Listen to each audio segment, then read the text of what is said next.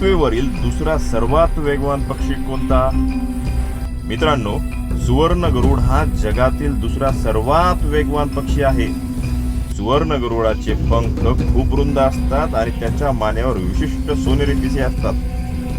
ससे किंवा अन्य शिकारीला पकडण्यासाठी झेपे दरम्यान तो ताशी 200 मैल इतका प्रचंड वेग गाठत असतो.